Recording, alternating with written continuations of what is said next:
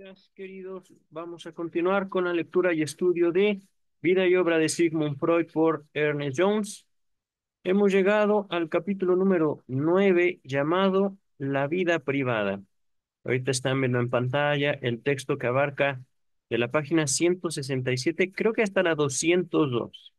El punto es de que este capítulo, al ser demasiado extenso, me va a tomar al menos 3 videos, al menos, o es mi cálculo al inicio. Ajá. Un texto que abarca del periodo de 1880 a 1890.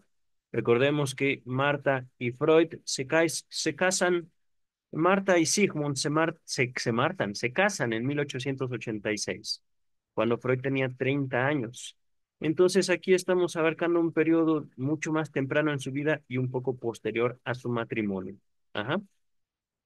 Dice Ernest Jones: de la correspondencia de Freud surgen dos impresionantes sobresalientes acerca de su vida en esa época: su terrible pobreza económica y y la calidad de sus amistades.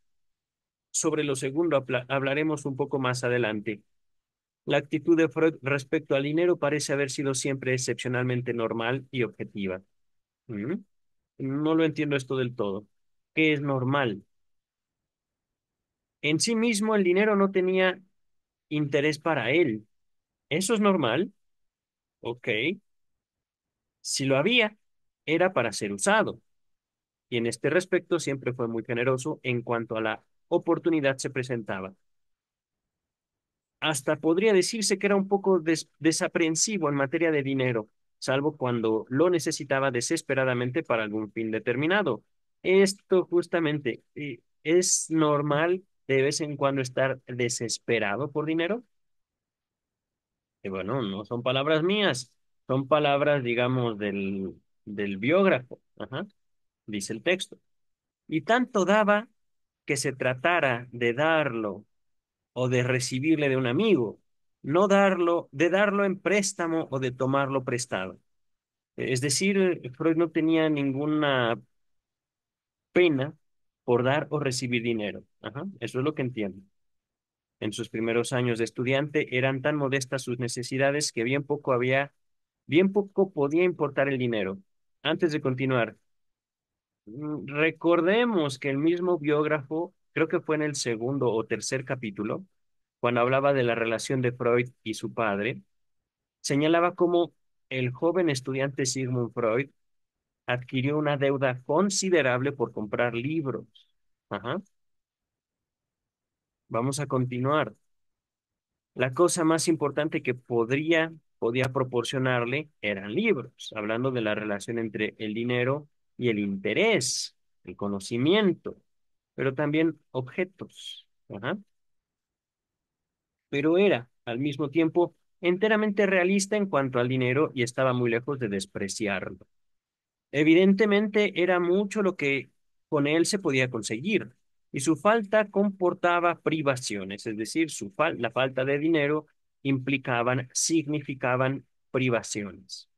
Le importaba mucho, por ello, el verse estorbado en sus deseos, ya se tratara de viajes o lo que fuere, por falta de dinero. Y son pocos los que se han visto contrariados más de lo que fue él. En este sentido, durante su juventud, ya que la intensidad de sus deseos fue una característica permanente de su carácter. Lo primero que hizo 2 semanas después del compromiso fue ponerse él mismo bajo tutela, entre comillas, para protegerse de su propia extravagancia, haciendo de Marta su banquera. Oh, mira, le mandó poner una moneda de plata en la alcancía. Palabras de Freud: al parecer, el metal tiene el mágico poder de atraer más metal. El papel se lo lleva el viento. Wow. Me he vuelto supersticioso, ¿sabes? La razón es terriblemente seria y sombría. Un poco de superstición es algo que tiene bastante encanto. ¡Wow! Eso me gustó. Digo, no puedo acusar a Sigmund Freud de normal, pero sí de tener un estilo de escritura interesante al menos, dice el texto. Pero tenía realmente algo de supersticioso, de lo que dan cuenta numerosos pasajes de su correspondencia. Así, por ejemplo, contaba que siendo niño había elegido el número 17 en una lotería que revelaba el carácter de las personas. Y salió la palabra constancia, que ahora relacionaba con 17, fecha de su compromiso. Ciertamente, eso es, digamos, algo curioso, aunque también psicopatología de la vida cotidiana. Las coincidencias. Ajá. Les dejo Psicopatología de la vida cotidiana. Fue un texto escrito por Sigmund Freud mucho tiempo después.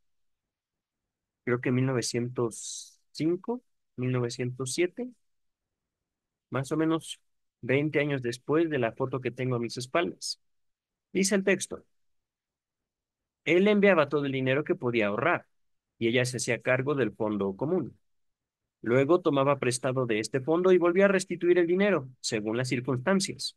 Hubo ocasiones en que ella pareció sentirse avergonzada de recibir el dinero, pero entonces él se burlaba preguntándole si se pertenecían o no uno al otro, y prefería volver al trato de señorita y señor doctor. No solo eso, sino que se comprometió a enviarle cuentas semanalmente de todos sus gastos, día por día, y algunos de estos informes se han conservado. Por el primero de ellos, de mediados de septiembre de 1882, nos enteramos de que sus únicas dos comidas al día le iban, le habían insumido un florín y 11 kreutzers, y que había gastado en cigarrillos la escandalosa suma de 26 kreutzers. No tengo idea de cuánto sea eso en dinero actual. Un día gastó 10 kreutzer en chocolate, pero entonces agrega como excusa, tenía mucha hambre en la calle, yendo a casa de Frauer, no sé quién es. Supongo que un amigo. Creo que sí era un amigo. Un día faltaban 10 gulden porque se los había prestado a Koningstein, pero al día siguiente solo pudo incluir un golden que faltaba como prestado, entre comillas. Finalmente tuvo que confesar que había perdido la suma de 80 kreutzers jugando a las cartas. Esta lamentable pobreza continuó durante años y todavía más allá del 1890. A lo largo de su correspondencia con Wilhelm Fliess, otro médico, un otorrinolaringólogo, muy famoso, digamos, por su amistad con Sigmund Freud y porque fue Fliess quien contribuyó en gran parte a brindar los principios teóricos del psicoanálisis. Ajá. Freud lo organizó, Freud, digamos, lo puso en práctica, pero Fliess le dio muchas ideas, como una bisexualidad congénita, como una naturaleza, digamos, bisexual de la humanidad. Y con bisexual no nos referimos a eh, el interés por los dos coitos, el heterosexual y el homosexual, sino el interés amoroso por objetos masculino y femenino. Ajá. Entonces, a lo largo de la correspondencia con Fliss nos damos cuenta de que Freud fue pobre durante al menos 4 años más después de haber iniciado su matrimonio. Ajá. Hay numerosas referencias a la angustia de los cálculos monetarios, de sus cálculos monetarios. En el verano de 1883 menciona el caso de un amigo que necesitaba urgentemente que le prestaran un gulden por pocos días. El haber de Freud en ese momento se reducía a la suma de 4 kreutzers, de modo que se puso en campaña y no descansó hasta conseguir prestado el ansiado gulden, pero demasiado tarde para el caso. Palabras de Freud. ¿No te parece que estamos haciendo una vida admirablemente bohemia? Escribía. ¿O no eres susceptible a este tipo de humor y te compadeces acaso de mi miserable situación? No hay que admirarse, dice el autor, el biógrafo, pues de que le hiciera reír la predicción de Fleischl en el sentido de que algún día ganaría 4.000 gulden al año, más o menos unas 640 libras, que incluso no sé si la libra sigue existiendo después de el euro. Creo que sí, por el Brexit, ¿no? Las libras esterlinas. Por supuesto, algo curioso sería investigar, digamos, cómo, cuánto habría sido más o menos esto en dinero real. Ajá. Y hay que tener en cuenta para nuestro cálculo no solo la diferencia de las monedas, sino la inflación. Ajá. que por supuesto es un fenómeno universal de las economías, o al menos eso es lo que me parece. Dice el texto, no siempre la cosa era tan divertida. En otra oportunidad, un año más tarde, ni siquiera tenía 4 kreutzers y se hallaba ante la perspectiva de no tener nada que comer durante 3 días. ¡Oh! Hasta recibir el importe de su sueldo en el hospital. Afortunadamente, un alumno a quien él preparaba para sus exámenes le pagó 3 gulden y salvó con ello la situación. Se sintió afligido cuando por primera vez en 10 años no pudo comprar para su hermana Rosa ni siquiera un pequeño obsequio en ocasión de su cumpleaños. Esto sucedió después de su estadía o su estada en París, me parece en la Salpêtrière con Charcot.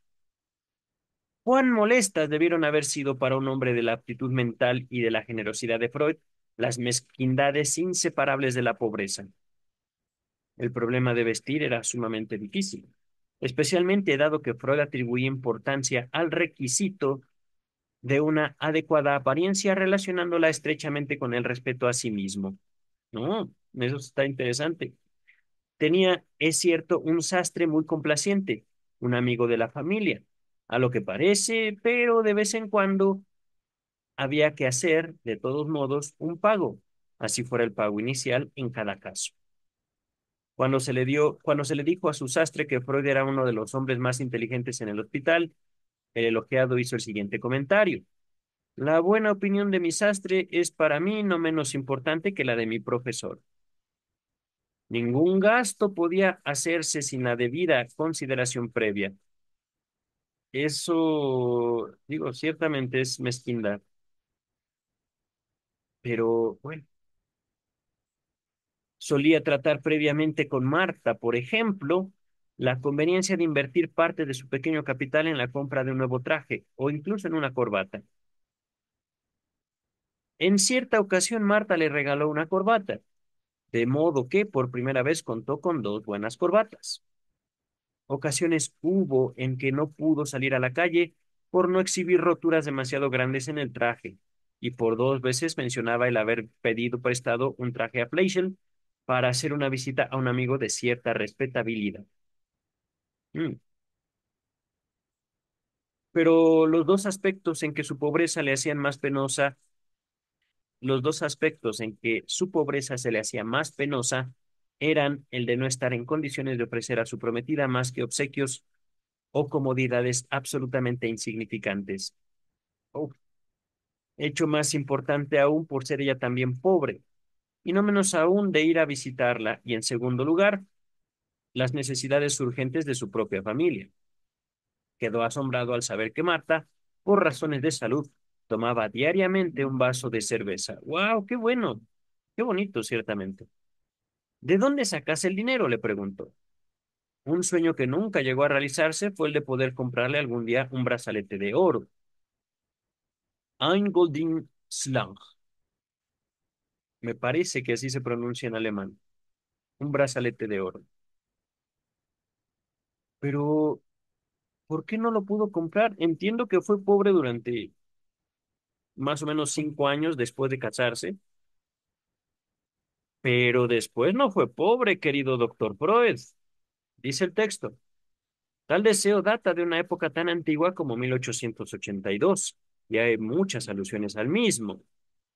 A comienzos de 1885, cuando era candidato a docente universitario, estaba muy esperanzado al respecto y aseguraba a Marta que todas las esposas de los docentes, para distinguirse de las esposas de otros médicos, usan brazaletes de oro con forma de serpiente. Órale, wow, qué particular símbolo.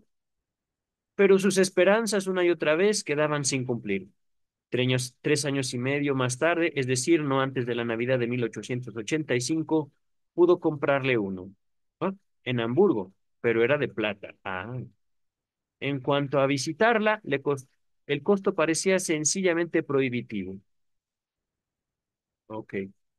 Luego está su propia familia, motivo constante de ansiedad y una verdadera carga para él.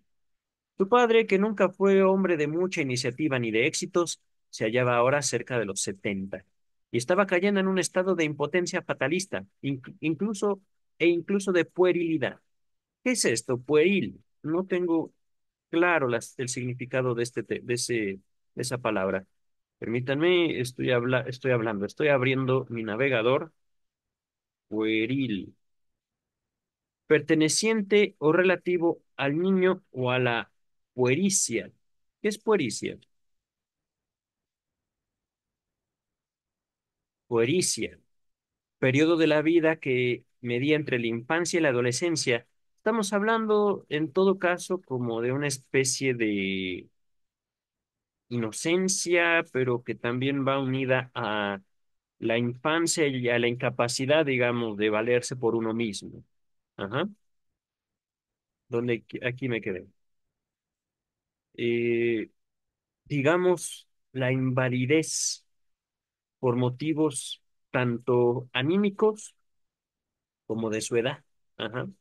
Un avejentamiento por parte del padre de Sigmund Freud.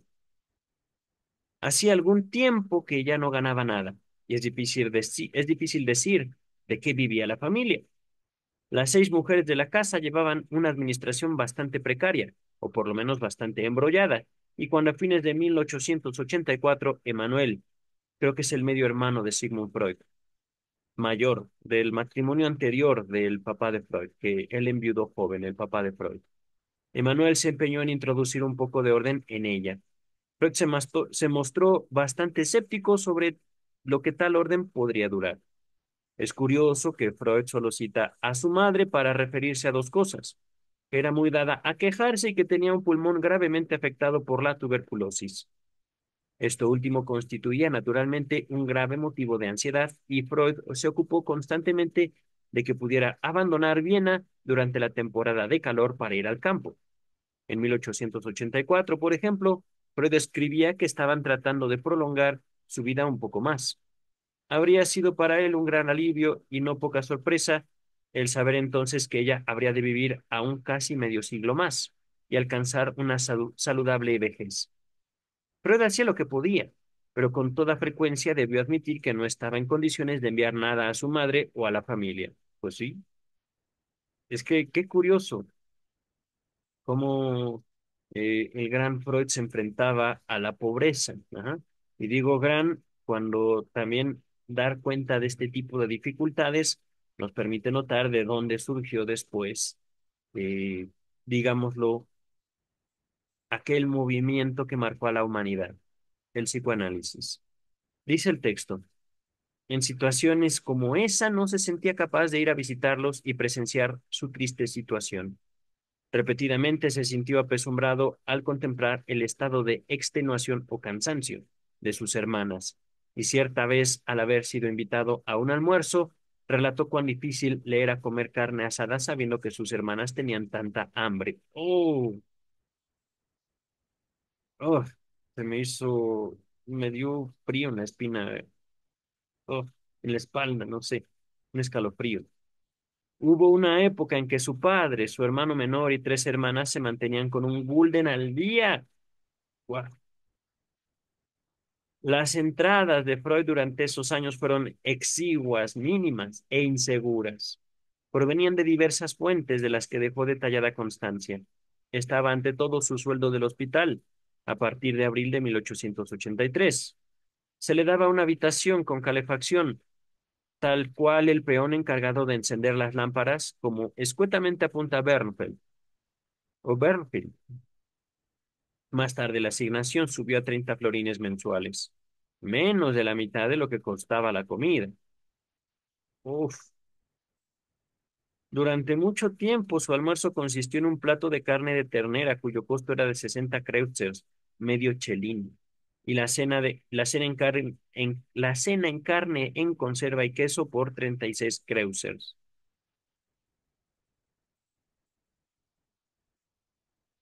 Un cuarto de chelín, más o menos. El postre no era indispensable. En cierta oportunidad se propuso ahorrar tiempo y dinero cocinando él solo, o mejor dicho, no cocinando. Comiendo crudo, doctor Freud, compró una cafetera para prepararse el café, una provisión de jamón, queso y pan. ¿Mm? Práctico. Las reseñas que hacía para un periódico médico le rendían 20 gulden por trimestre. No, hombre, ya. Por 3 meses, cada 3 meses. Oh, en cierta oportunidad le pagaron 15 gulden por el armado de un aparato científico. Durante los 4 años de su vida de hospital, Freud tuvo pacientes privados, cosa que entonces era permitido. Y a finales de 1884 tenía incluso una placa en la puerta para esa finalidad. Durante los 2 primeros años, los pacientes eran enviados por los amigos, pues claro, especialmente por Breuer, Breuer, Breuer, creo que se pronuncia Breuer en alemán, como Freud, no es Freud, es Freud. Breuer es Breuer. Ajá. Pero en julio de 1884, Freud pudo anunciar con orgullo que había visto su primer paciente venido de afuera, atraído porque había oído de su descubrimiento sobre la cocaína. Recordemos, ya vimos este periodo en el cual Sigmund Freud, digamos, probó la cocaína, pero no como la conocemos al día de hoy, sino mucho más natural, digámoslo así. Y tanto la probó, digamos, en sí mismo como en operaciones oftalmológicas en los ojos. El doctor Freud contribuyó para desarrollar las primeras anestesias oculares. Ujú. Dice el texto. Bueno, les dejo el periodo de la cocaína de Sigmund Freud en la descripción de este video, que son 2 o 3 videos. Ajá. Este paciente le pagó 2 gulden. Sus honorarios habituales eran 3 gulden, alrededor de 5 chelines. Pero para eso tenía que atravesar a veces todo Viena para ir a aplicar un tratamiento eléctrico. Tratamientos de la época, queridas y queridos. En cierta ocasión, luego de atender a un paciente durante varios meses, cobró la suma de 55 gulden. Los debía íntegramente y decía, pero no fue tan tonto como para emplear ese dinero en pagar sus deudas. Fíjense, cómo se vive con deudas. Es, digamos, parte de la adultez que no enseñan en la escuela. Había necesidades más urgentes que atender, ciertamente. Aparte de esto, tenía los alumnos, especialmente los que le enviaba Fleischmann. Esta fuente de ingresos se inició en el verano de 1884 y la tarifa era habitualmente de 3 gulden por hora. Durante cierto tiempo se levantaba a las 5 de la mañana para dar una lección antes del desayuno y disponer así de más tiempo para su trabajo. Más lucrativas fueron las clases con demostraciones, que comenzó a organizar en noviembre de 1884, habitualmente para médicos norteamericanos que estudiaban en Viena. Varias de estas clases fueron dadas en inglés. La primera de ellas el 3 de febrero de 1885. Freud dictó varios de estos cursos, la mayor parte de ellos sobre clínica neurológica, pero también uno sobre las aplicaciones médicas de la electricidad. El número de los asistentes variaba entre 6 y 10, pero era el máximo que admitía. Un curso se componía de 25 clases y duraba 5 semanas, produciéndole la considerable suma de 200 gulden.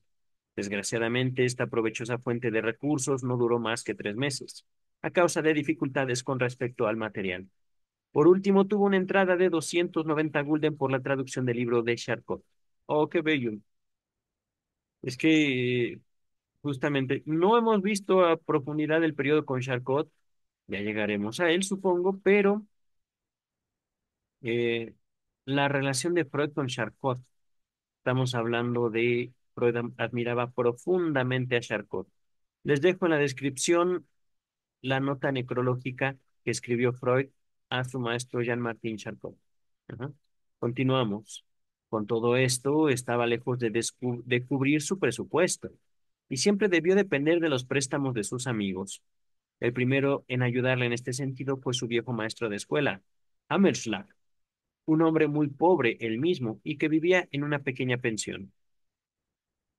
Perdón, que vivía de una pequeña pensión. Palabras de Freud: durante mis años de estudiante, a menudo, sin que jamás se lo haya pedido, me ayudó en momentos en que estaba desesperado por las dificultades de dinero. Me sentía muy avergonzado al comienzo, pero más tarde, cuando él y Breuer, Breuer demostraron ser de la misma opinión, cedí y acepté deber dinero a tan buenos amigos sin ninguna obligación. En cierta oportunidad, James Lach recibió 50 gulden para darles el destino que le pareciera mejor. Se los dio a Freud, quien a su vez entregó la mayor parte a su familia. El principal donante, sin embargo, fue Breuer o Breuer. Durante mucho tiempo tuvo por costumbre prestar o dar a Freud cierta suma mensual. Esto parece haber comenzado en el último año de la estadía de Freud en el Instituto de Bruck, no mucho antes de su compromiso. En el texto, la interpretación de los sueños que les dejo en la descripción, hay una alusión a su amigo que, a todas luces, es Breuer, ajá, que le había ayudado durante 4 o 5 años. La última entrega que hizo a Freud fue en febrero de 1886. En mayo de 1884, su deuda había llegado a 1000 gulden. ¡Oy! Cosa que provocó este comentario suyo. Mi autorrespeto, dijo, se acrecienta al ver que valgo tanto para alguien. ¡Wow! Digamos, una forma de interpretar muy particularmente una deuda. Es decir, el tamaño de mi deuda es el tamaño del cariño que me tiene alguien.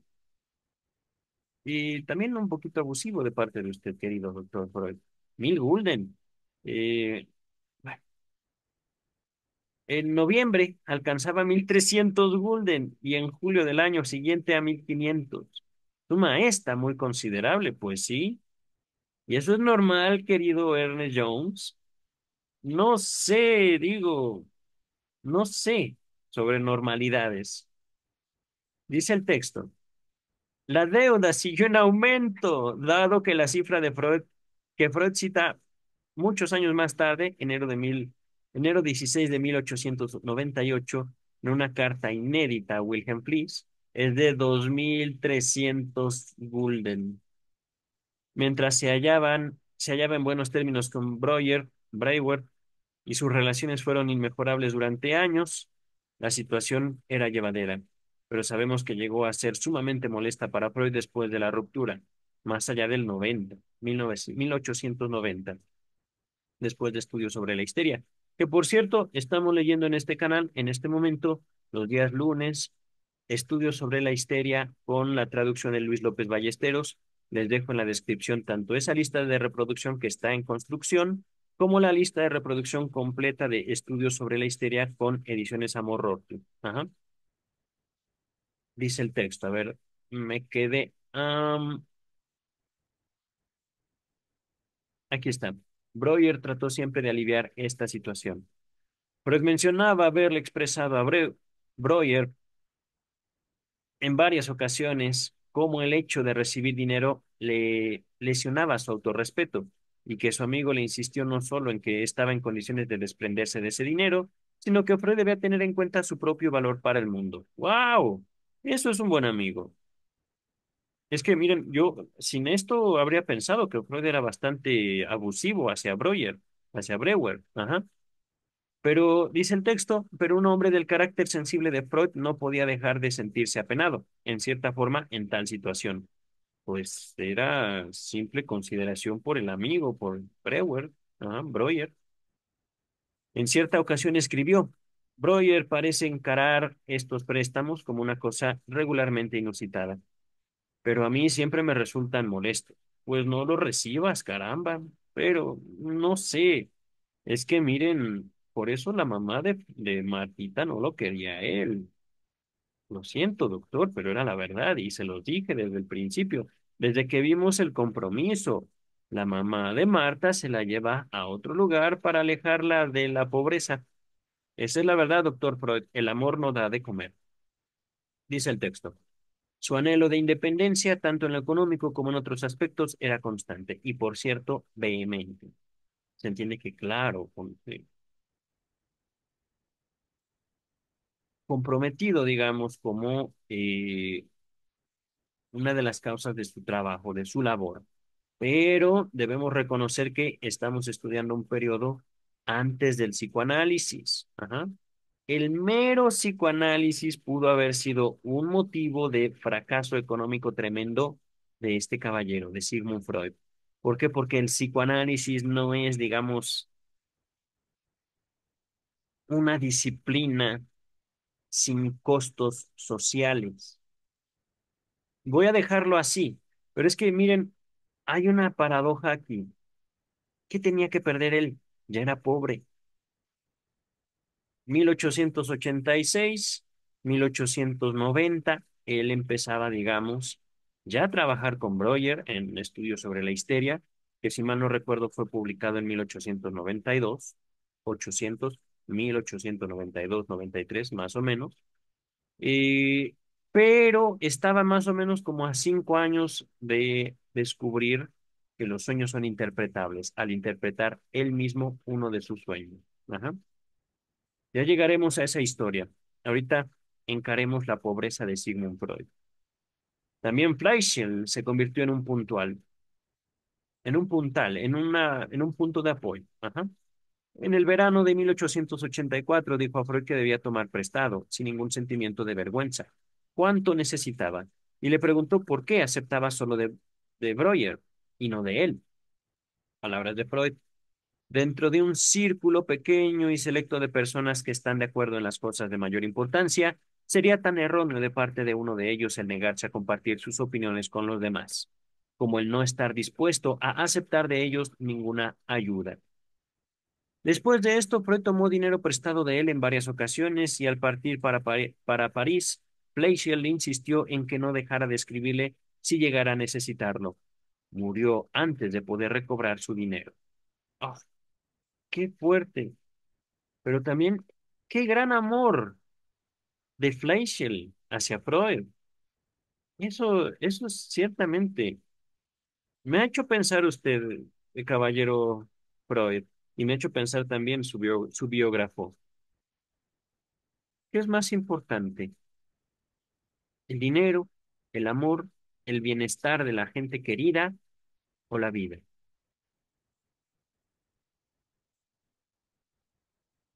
Es bello morir haber, habiendo dejado claro que estamos dispuestos a hacer todo por la gente amada, pienso yo.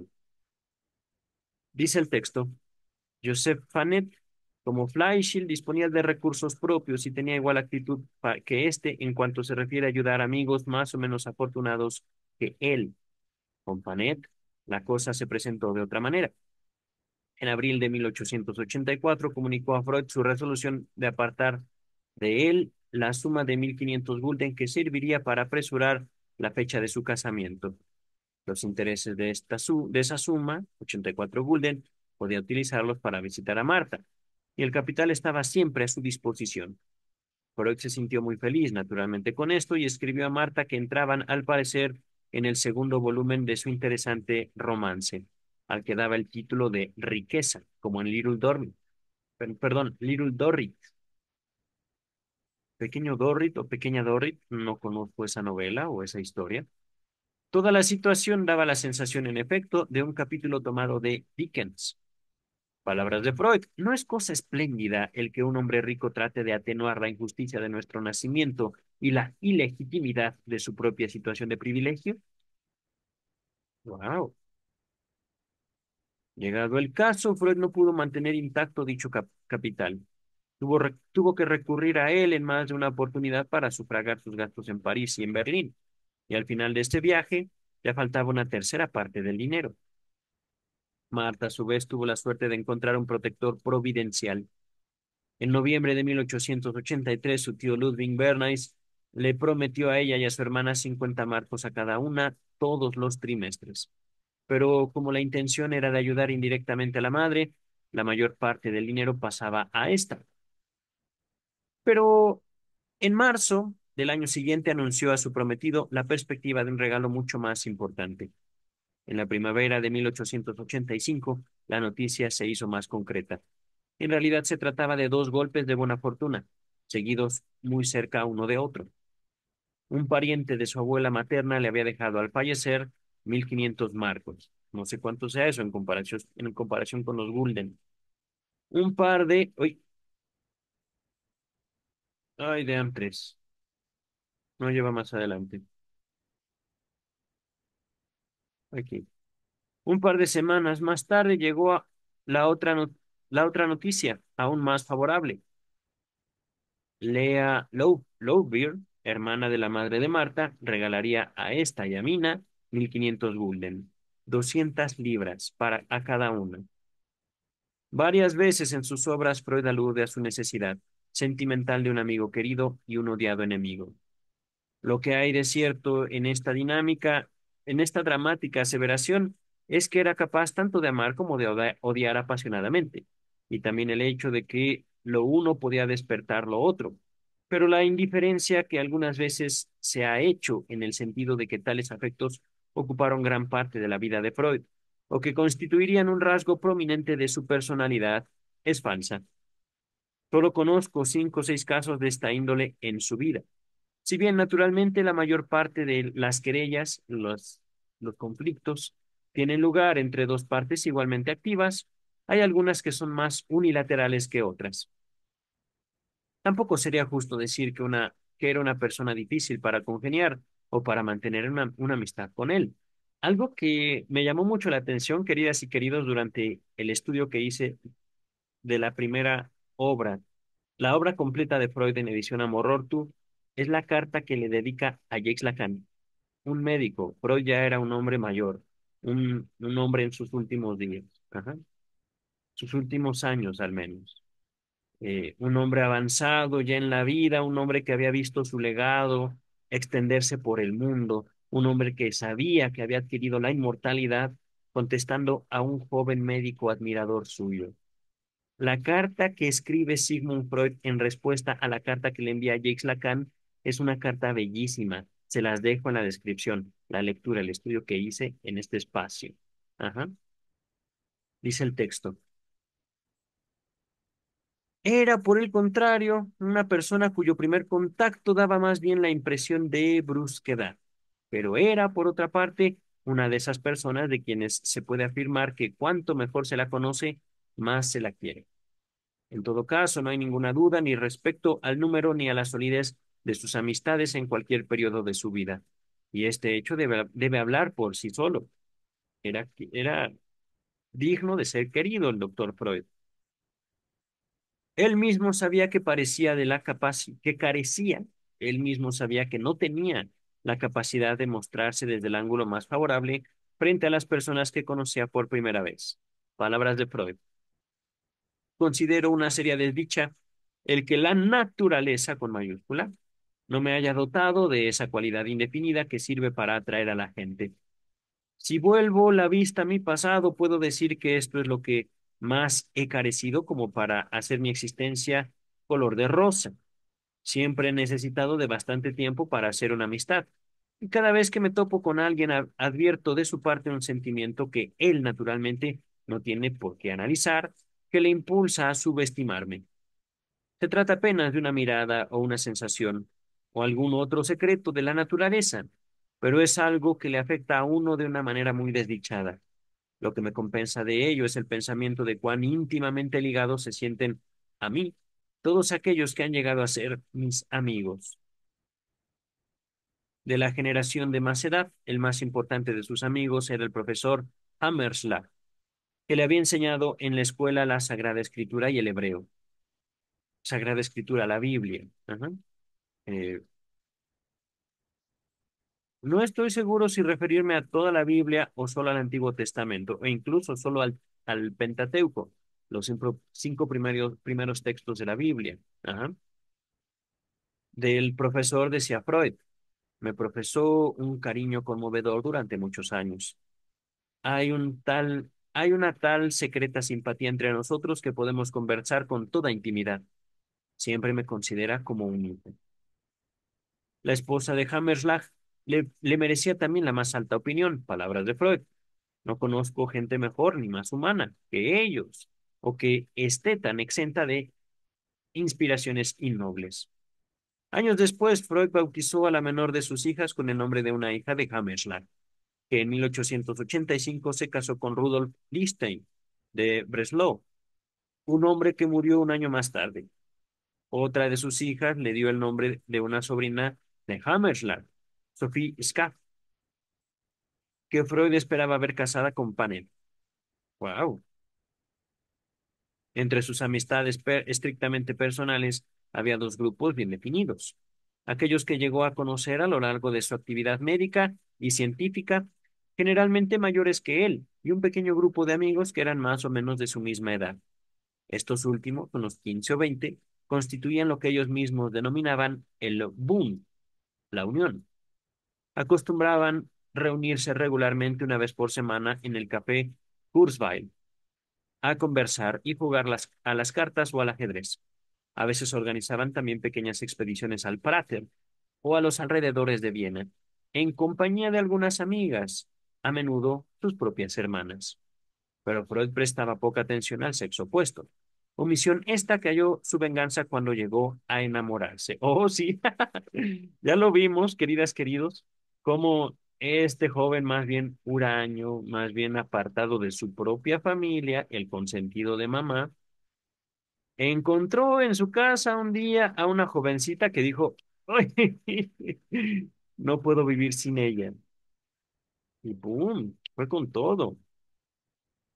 Pero hubo tropiezos. Les dejo en la descripción los textos pasados, los capítulos pasados, el enamoramiento, ajá, o el compromiso, ¿cómo se llamaba? Está el casamiento, sí, pero está otro capítulo que hablaba de la relación tormentosa entre este par de jovencitos.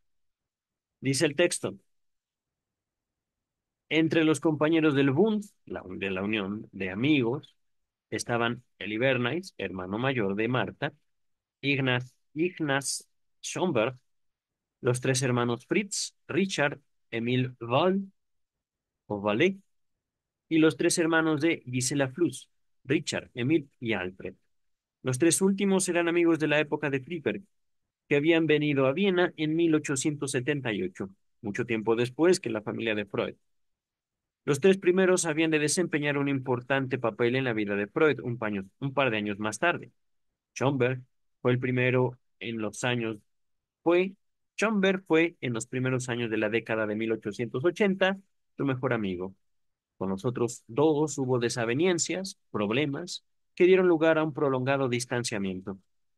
Nadie en la familia de Freud sabía cómo éste llegó a conocer tanto el castellano. Oh, el misterio fue aclarado en una carta a Marta, con motivo de haber venido él a encontrarse con un viejo amigo del colegio, Silberstein, a quien no había visto por 3 años.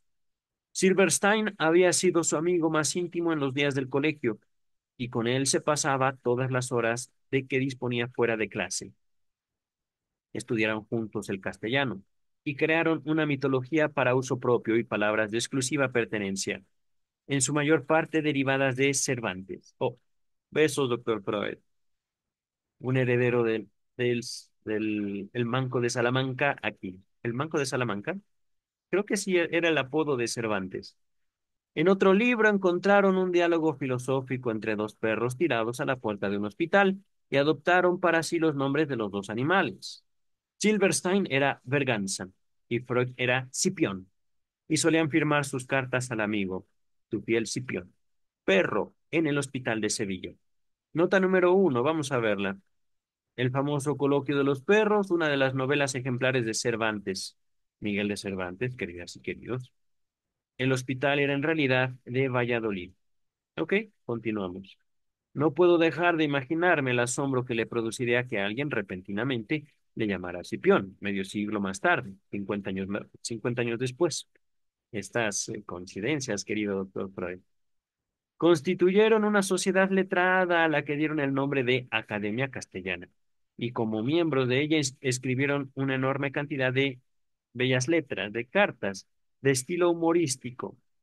Sus respectivos intereses, cuando fueron mayores, resultaron divergentes y el pasado quedó enterrado. Silberstein se convirtió en banquero. Ignaz Schomberg, que estaba comprometido por entonces con Mina, la hermana menor de Martha Bernays. Estamos hablando del periodo 1881-1882. Mina contaba a la sazón con 16 años.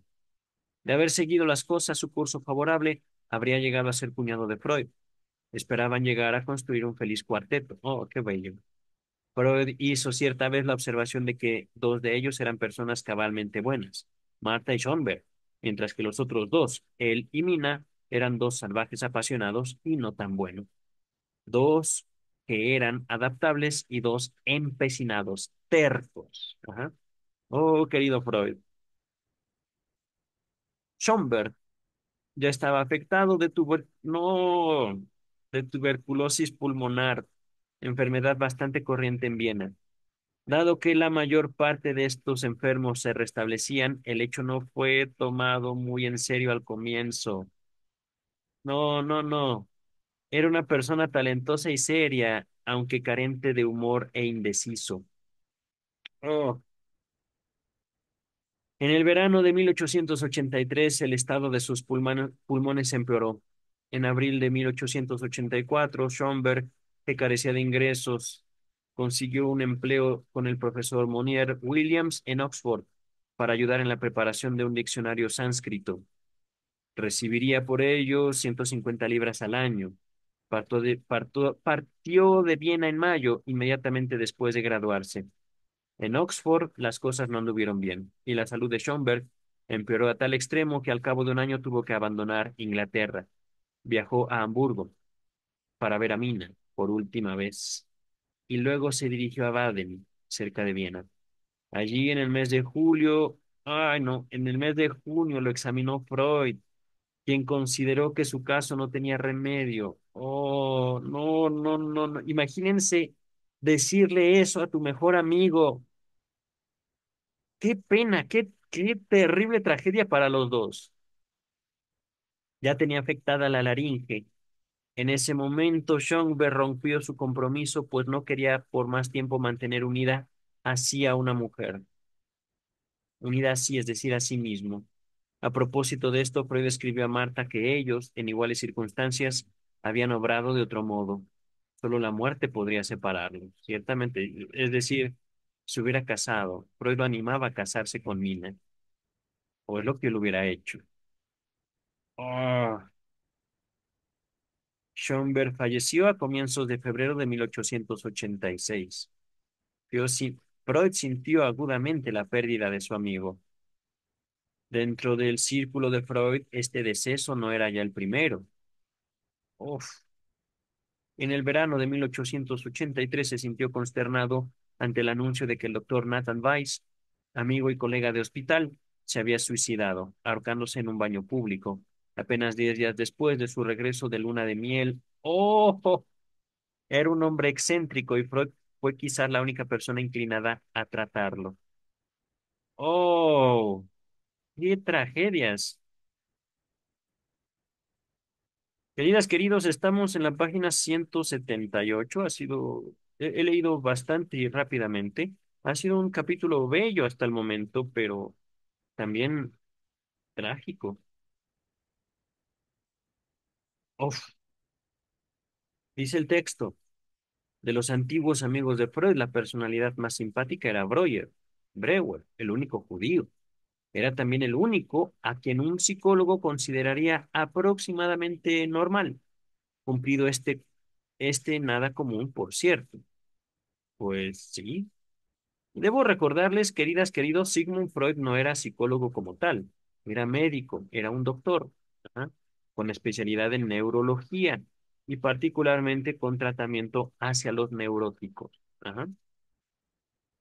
Las cartas de Freud están llenas de referencias a la intensa consideración mutua que entre ellos reinaba, y a la alta estima que le merecían las genuinas cualidades de Breuer. Con toda frecuencia se veían aparecer allí su inteligencia, sus amplios conocimientos, su sentido práctico, su sabiduría y sobre todo su delicada comprensión. Freud era visitante asiduo de los Breuer y nos habla de lo feliz y cómodo que allí se sentía. Palabras de Freud: son gente inmensamente buena y comprensiva, decía de los Breuer, de Joseph Breuer o Joseph Breuer y su esposa. Freud sentía un gran afecto por la joven y hermosa mujer de Breuer, y más tarde bautizó con su nombre Matilde a su propia hija, la mayor. Hablar con Breuer era, palabras de Freud, como estar sentado al sol. Irradiaba luz y calor. Era una persona tan esplendente, y no sé qué es lo que ve en mí para ser tan amable. Es una persona que siempre lo entiende a uno. Palabras del biógrafo. Posiblemente la cosa más cautivante que dijo de él fue en los momentos peores de la enfermedad de Fleischmann. Breuer se comportó otra vez de manera magnífica en el asunto de Fleischl. No se le puede definir con solo decir cosas favorables de él. Se debiera subrayar la ausencia de tanta maldad. Difícilmente podría decirse que Breuer haya tratado nunca de influir sobre Freud. Este buscaba a menudo su consejo, así por ejemplo para decidir la especialización en neurología, para presentarse a solicitar la beca de viaje, en el delicado asunto de Schoenberg y Mina, etcétera. Breuer adivinaba siempre cuál era la verdadera actitud de Freud en cada caso, y en ese sentido lo estimulaba, pero sin dejar de compartir él también el problema. Cuando disentía de él, cuando se separaban, opinaban distinto, tenía la costumbre de exponer su objeción con una sola palabra. Así, por ejemplo, cuando dio en considerar la idea de ascribirse a la religión protestante, que, para poder casarse sin tener que aceptar las complicadas ceremonias de boda judías que tanto le disgustaban, Breuer musitó simplemente, demasiado complicado. Aquí, queridas, queridos, no que Freud hubiera estado convencido de un protestantismo, era más que nada una trampa para no tener que vivir las complicadas ceremonias, ajá, cosa que Freud odiaba. Nota número dos. En Austria se tenía que pertenecer a una determinada confesión religiosa al margen de las convicciones que se tuvieran. Es, digamos, como una de las trampas de la religión, cualquiera que ésta sea. Ajá. Una sociedad la abraza. Ah, bueno, yo soy de tu religión. Oye, ¿pero en qué crees? Ah, pues no sé. No me hace falta creer en nada. Yo puedo decir que soy católico, protestante, judío no tanto porque tiene más bien una relación genética, me parece, una relación eh, de transmisión, ¿cómo decirlo? Sé que es posible convertirse al judaísmo, pero ahí sí hay que atravesar muchas ceremonias. Ajá. Y a partir de que uno se hace judío, adquiere también una serie de normas a través de las cuales lo importante es transmitir, digamos, la herencia, la genética judía a partir del linaje materno, me parece. Esto, según mis investigaciones, aunque ciertamente tiene mucho que las hice. Entonces, esto lo habíamos visto en el capítulo del casamiento. No tanto que Freud creyera en la religión protestante, digamos, una rama del cristianismo, sino que lo quería usar como un movimiento político. Ajá. Dice el texto. En 1884, antes de partir para su mes de vacaciones en Wandsbek, Freud le solicitó un préstamo adicional de 50 gulden. Querido compañero, le contestó tranquilamente Breuer, no se los prestaré. Solo le servirán para volver de Wandsbek sin un centavo, endeudado con su sastre y con un terrible sentimiento de degradación por el desarreglo cometido. Mi querido amigo, le dije yo, no perturbe, por favor, mi forma aventurera de vida. Pero fue inútil, continúa relatando Freud. Era una actitud admirable y una verdadera muestra de intimidad de su parte. No solo el haberme negado el préstamo, sino también el preocuparse por lo sensible que soy. Pero de todos modos me molesta. Pues sí. Unos días después, sin embargo, Breuer fue a verlo con el dinero y le dijo que solo había querido frenarlo un poco, pero de ningún modo coartar su libertad. ¡Qué bello! ¡Qué bello Breuer también! A ver, queridas, queridos, yo creo que, miren, avancé bastante. Vamos como a la mitad del capítulo. Un poquito, si mal no, si mal no recuerdo, comenzamos en la 162 o 172. No. Vamos a terminar esto. Perdón que me haya distraído, me distraje un momento de la grabación. No sé si escuché un coche enfrenarse o un grito muy agudo. Vivo yo junto a una avenida principal, que no es raro que haya accidentes en la avenida. Aún así estoy a más de 30 metros de la avenida, pero se oye con bastante facilidad lo que ocurra allá. Voy a terminar entonces aquí. Sé que acaba en la 200 algo. A ver, estamos en la 180.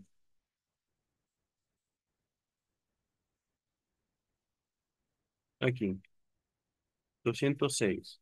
Ajá. Va. 180, 167. Vamos a leer al menos,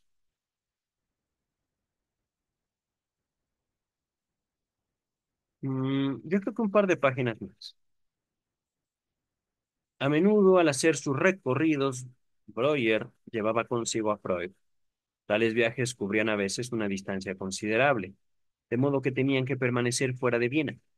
En un caso de esos, en Banden, Breuer hizo notar a Freud en el hotel como hermano suyo para que no tuviera que dar propina al camarero.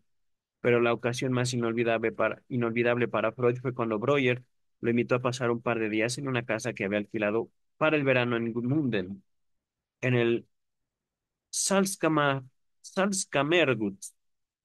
Pocas veces había salido Freud tan lejos de Viena ni había visto un paisaje tan hermoso, lo que fue motivo para que hiciera de ello una extensa y lírica descripción. Vale la pena tener en cuenta todo esto al encontrarse en la correspondencia de Freud de la década del 90 con la amarga animosidad que ahí demostraba hacia Breuer.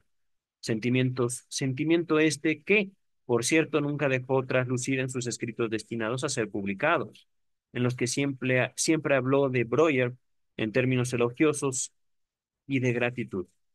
Es forzoso llegar a la conclusión de que Freud cambió más en este caso que Breuer, y que el motivo de este cambio debe haber sido más bien interno que externo.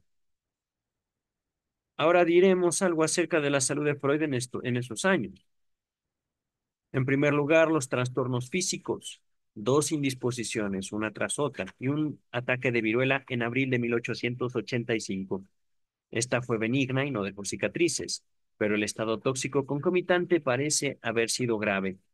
En otra oportunidad, en el otoño de 1882, Nagel le diagnosticó fiebre tifoidea ambulatoria, pero también esta fue de carácter leve.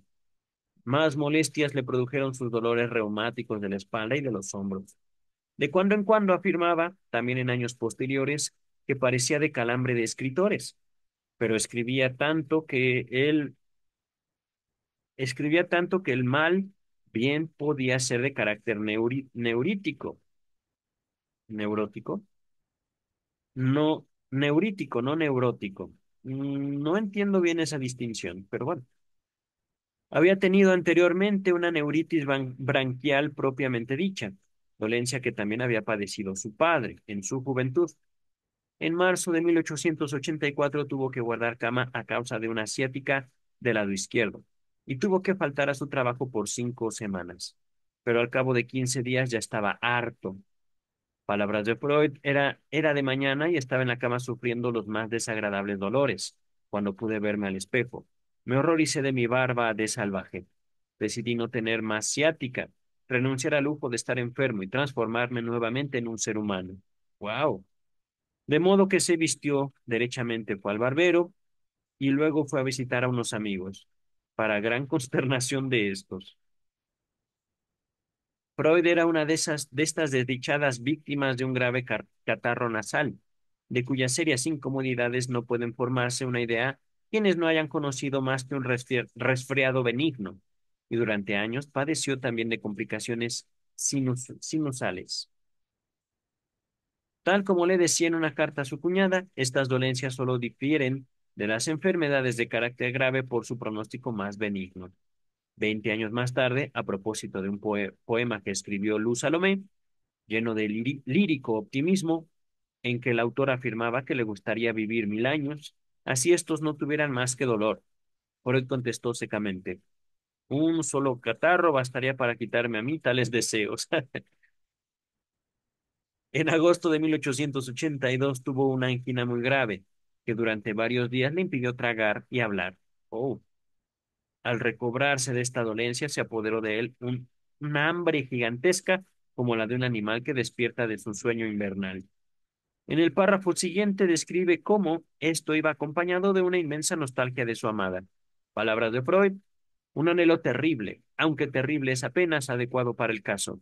Más bien habría de decir desazonante, monstruoso, espantoso, gigantesco, en una palabra, una indescriptible nostalgia de ti. Qué bello. Durante toda su vida, sufrió ataques de jaqueca que le incapacitaban para todo y que eran enteramente refractarios a todo tratamiento, es decir, dolores de cabeza que no cedían ante ningún tratamiento. Se ignora aún si tales dolencias son de origen orgánico o funcional, es decir, neuróticas. Yo pensé que sí las había logrado controlar, querido doctor Freud. La siguiente observación de él mismo sugeriría más bien de lo primero, es decir, que tenían un origen orgánico. Yo no lo creo, pero bueno, vamos a ver qué dice el texto. Era como si todo el dolor fuera externo. Yo no me identificaba con la enfermedad, me mantenía por encima de ella. Esto fue escrito en un momento en que estaba demasiado débil para estar levantado, pero su estado mental era perfectamente lúcido. Esto me hizo recordar una observación similar que hizo muchos años más tarde, en ocasión de quejarme yo de un fuerte resfrío. Palabras de Freud, es puramente externo. El hombre interior queda intacto. Wow. Estas molestas dolencias, sin embargo, le hacían sufrir mucho menos que las de origen psicológico, que le atormentaron durante los 20 primeros años de su vida de adulto. No sabemos en qué periodo comenzó lo que él llamaba entonces su neurastenia, así le decía, ni si existió antes de la época a que corresponden sus cartas. Indudablemente debió verse exacerbada o aumentada por las contradictorias emociones desatadas por su pasión amorosa. Si bien, cosa curiosa, parece haber llegado a su apogeo algunos años después de su casamiento. Oh, sí. Los síntomas que más le molestaban eran de carácter intestinal, una grave indigestión, a menudo acompañada de constipación, digamos estreñimiento. Ajá, cuya índole funcional él no supo reconocer entonces, índole funcional, es decir, manifestación histérica, y un mal humor muy pronunciado. Este último síntoma encontró ocasión de manifestarse naturalmente en el curso de su relación amorosa, tal como tuvimos oportunidad de señalar al describir esta última. Tal como era usual en esa época, Freud atribuía su neurastenia, entre comillas, a las preocupaciones y la ansiedad y las excitaciones propias de la vida que llevaba. Y efectivamente, cuando se lee un relato detallado de su vida de entonces, surge la impresión clara de que estaba sujeto a una tensión excesiva y turbulenta, pero al mismo tiempo observa que todos sus males desaparecen, como por arte de magia, palabras de Freud, cuando se halla en compañía de su prometida. Pues claro, el amor, queridas y queridos. Sentía en tales momentos que poseía todo cuanto podía importarle y que todos sus males cesarían con solo decidirse por una existencia modesta y satisfecha. Todo andaría muy bien, por lo tanto, tan pronto como se casaran. Por esta predicción no se cumplió. Voy a leer al menos otro, miren, ahorita estoy viendo, al menos otros dos páginas más. Ajá. Entonces, esto no se cumplió. A pesar de estar dotado de una constitución robusta, palabras de Freud, no he gozado de buena salud durante los 2 últimos años. Mi vida ha sido tan dura que realmente me hace falta la alegría y la felicidad de tu compañía para mantenerme sano. Estoy como un reloj al que no se ha hecho ninguna reparación durante mucho tiempo y tiene todas sus piezas llenas de polvo. Como mi persona ha adquirido mayor importancia incluso para mí, desde que te he ganado a ti, pienso más que antes en mi salud y no quiero desgastarme. Prefiero dejar a un lado mi ambición y hacer menos ruido en el mundo y tener menos éxito antes de dañar mi sistema nervioso.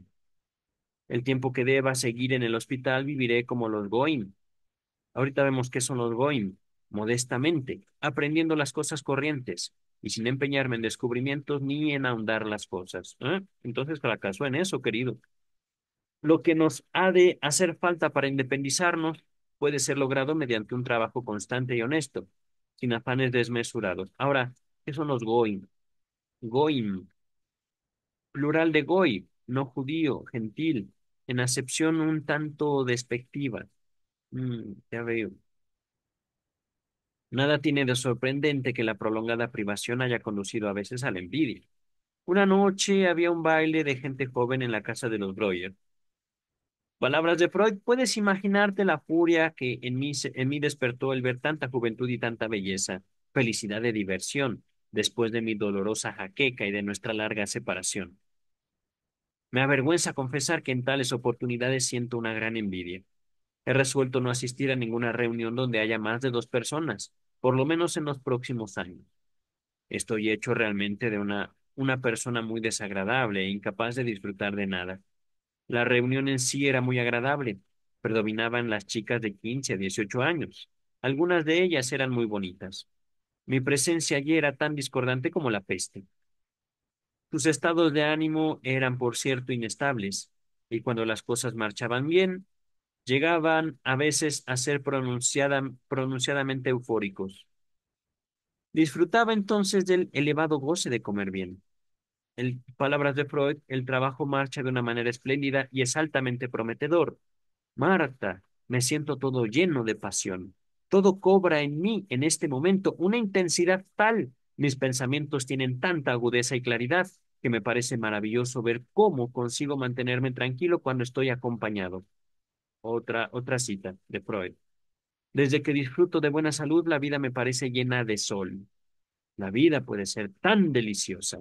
Palabras del traductor, pero tal estado de ánimo también podía cambiar rápidamente. El 12 de marzo de 1885 escribía: Nunca me sentí tan nuevo como en este momento, y el 21 del mismo mes, no puedo soportar esto por mucho tiempo. Estos estados de mal humor no podían denominarse depresiones en el sentido psiquiátrico de la palabra. Lo que llama la atención en todo momento es que nunca aparece una señal de pesimismo o de desesperanza. Repetidas veces, por el contrario, impresiona la nota de absoluta confianza en el éxito y la felicidad que al final habrían los dos de alcanzar. Palabras de Freud: superaremos todo esto. Es una observación que aparece una y otra vez. Comprendo que no tengo por qué experimentar ansiedad respecto al éxito final de mis esfuerzos. Se trata solamente de saber cuánto tiempo tardarán en llegar. Tardará en llegar el éxito. En general, Freud era más optimista de lo que hace suponer la creencia popular. Un año más tarde, cuando parecía que una inminente guerra entre Austria y Rusia habría de alejar una vez más las posibilidades de casamiento, se expresaba de este modo: contemplemos el futuro y tratemos de ver qué resultará de todo esto. Nada. No es solo un capricho del destino, empeñado en robarnos los años de nuestra juventud. Nada puede herirnos en realidad. Nos vamos a reunir finalmente y vamos a amarnos tanto más cuanto hemos conocido cabalmente lo que es la privación. Ni la obstrucción ni la mala suerte pueden impedir mi éxito final. Tan solo podrán postergarlo, mientras nos conservemos bien y yo sepa que tú estás contenta y me quieres. Eh, yo creo que terminamos aquí, queridas, queridos. Ujú. Ha sido un texto bello y ciertamente avancé más de lo que pensé. Eh, casi leímos 20 páginas. Vieron que el texto termina en la 200 algo, 202 me parece, 206, 206. Uy,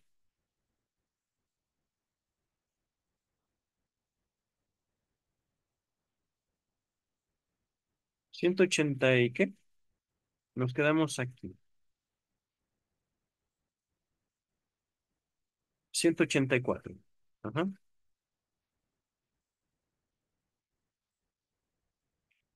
No sé si leer un poco más. Me ha gustado este capítulo. No, dejemos hasta aquí. También para yo poderme ocupar de mis estudios en derecho, que ya tengo las nuevas compilaciones a estudiar. El derecho constitucional me espera, queridas y queridos. Nos vemos entonces. Próximo lunes, Luis López Ballesteros. Y el próximo viernes, Vida y obra de Sigmund Freud, ¿vale? Queridas, queridos, bye.